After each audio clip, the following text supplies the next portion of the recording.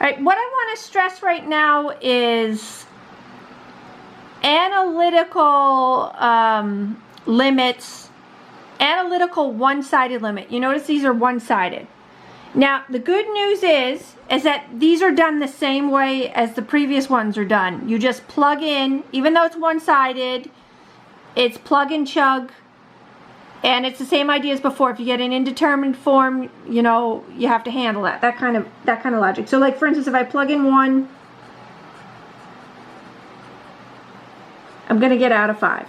Right, so it's the same idea. Even though it's one-sided, you're still going to use the golden rule of plug and chug.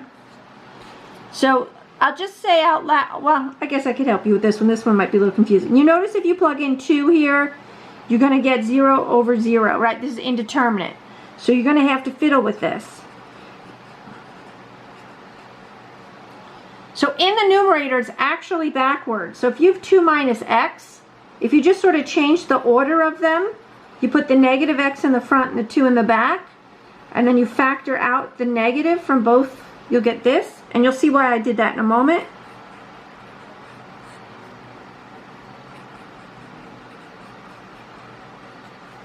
Okay, so you're getting an indeterminate form, which means you have to cross out the common factors, but this one was twisted backwards, which made it difficult for you to cross out the common factors, but I can do it now.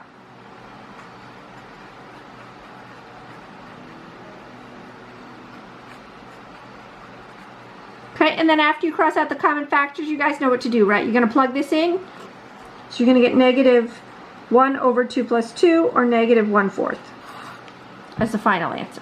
All right, so a lot of this is going to be repetitive, okay? Here, this is indeterminate, so when you get the 0 over 0, you guys know you multiply by the conjugate, right? I won't work this out, but it's the same concept.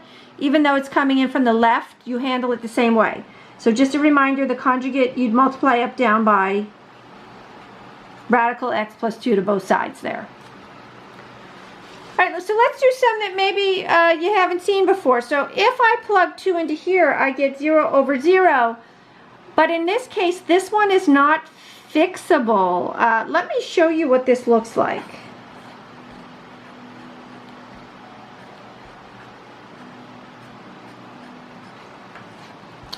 So let's think about it. You have the same thing over the same thing. It's x minus 2 over x minus 2. So that has a ratio of 1, right? It has a ratio of 1. The numerator is always going to be positive because it's an absolute value. The denominator can be positive or negative. So overall, you're going to get a positive over a positive, which will make a positive 1, or you're going to get a positive over a negative, which is going to make a negative 1. So this is either going to output a positive 1 or a negative 1. It can't output anything else because it's the same thing over the same thing. So if you notice, if you say higher than 2, where the numerator is always positive, so we don't have to worry about that.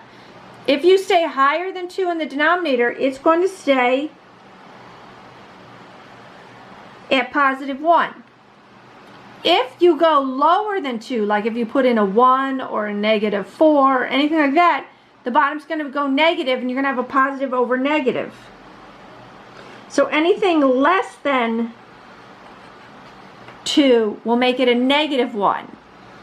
All right, so when you try to take the limit of this at 2, now that I have the graph up here for you, so this is what I would call one of the special cases. The indeterminate form cannot be fixed, but this is one-sided. So since it's coming in from the right, we are going to say that the answer is 1. So notice I could give you all the different varieties on the test. I could say, oh, okay, take a function like this, but come in from the left. Then what would you say? If I gave you this one, come in from the left, then you'd be on this one. You'd be coming in from the left side of 2, which would be negative 1. And what if I said,